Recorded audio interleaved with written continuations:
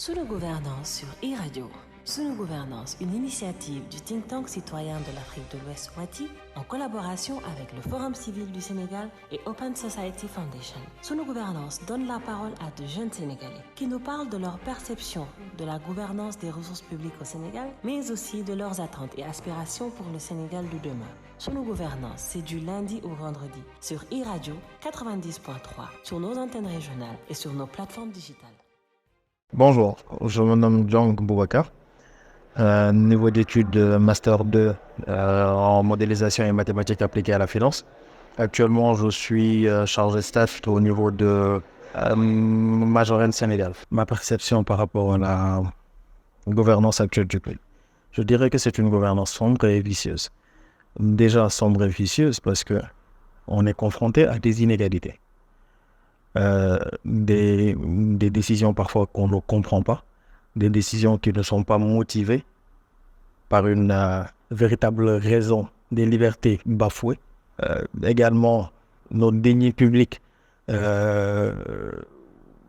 en fait on a pratiquement plus de visibilité dessus. Les rapports qui sont sortis pour épingler telle ou telle autre personne n'ont pas de suite. La situation du pays est vraiment très compliquée. Et d'ailleurs, si je ne me trompe pas, le Sénégal est le pays le plus cher en Afrique en termes de coût de la vie. Donc du coup, cette gouvernance-là, sérieusement, de mon point de vue, elle est très sombre et elle est très vicieuse dans la mesure où également, ceux qui sont dans le gouvernement font ce qu'ils veulent, comme ils le veulent. On atteste tous les événements qui se sont passés dernièrement. Et ceux qui sont dans l'opposition ou ceux qui ont, ou disons juste les Sénégalais lambda, vivent carrément le calvaire. Et ce par rapport à beaucoup de choses, que ce soit au niveau de la justice qui aujourd'hui est là pratiquement pour l'État, pour faire ce qu'ils veulent comme ils le souhaitent.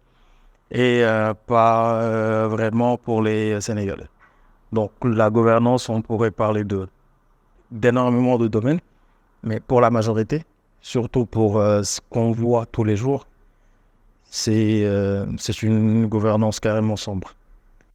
Alors, par rapport à la deuxième question, effectivement, aujourd'hui, les jeunes ne s'intéressent pas vraiment à la manière dont les deniers publics sont gérés.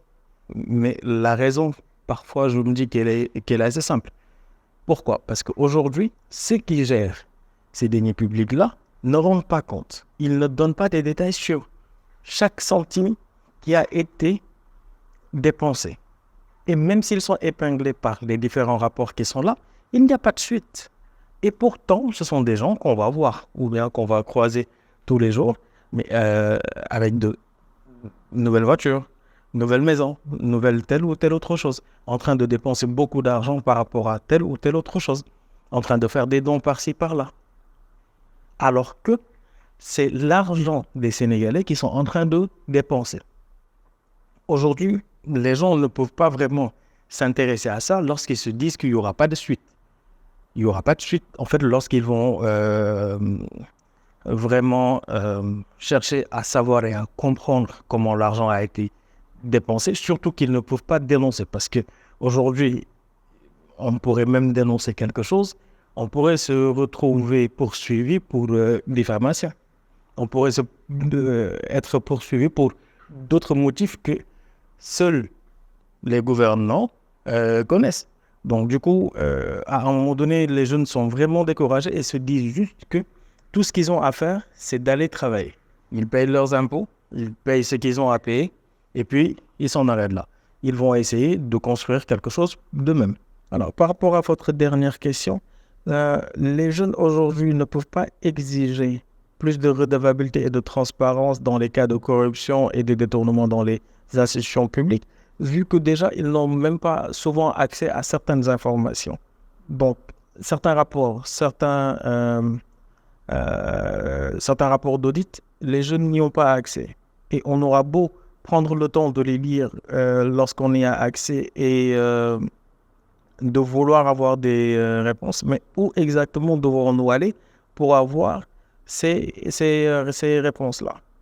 L'exigence que l'on pourrait faire, c'est peut-être de demander à Dame Justice peut-être de mener des enquêtes lorsqu'un rapport est mis sur la place publique. Mais ce sont des choses qui n'arrivent pratiquement jamais, ou bien qui n'arrivent qu'à ceux qui ne sont pas au pouvoir. Ceux qui sont au pouvoir, par exemple, eux, ils sont tranquilles, ils sont bien, peu importe ce qu'ils auront à faire, ils ne seront pas inquiétés, en fait. Alors que dans les normes, ce qui devrait se passer, c'est que chaque ministre, chaque directeur, chaque gestionnaire de fonds publics devrait être audité pour chaque centime dépensé. Et aujourd'hui, nous n'avons pas cette possibilité-là. Et même d'ailleurs, parfois, lorsqu'on s'y intéresse un peu trop, on est menacé. On nous demande de ne pas du tout nous y intéresser. Et là, ça devient beaucoup plus compliqué.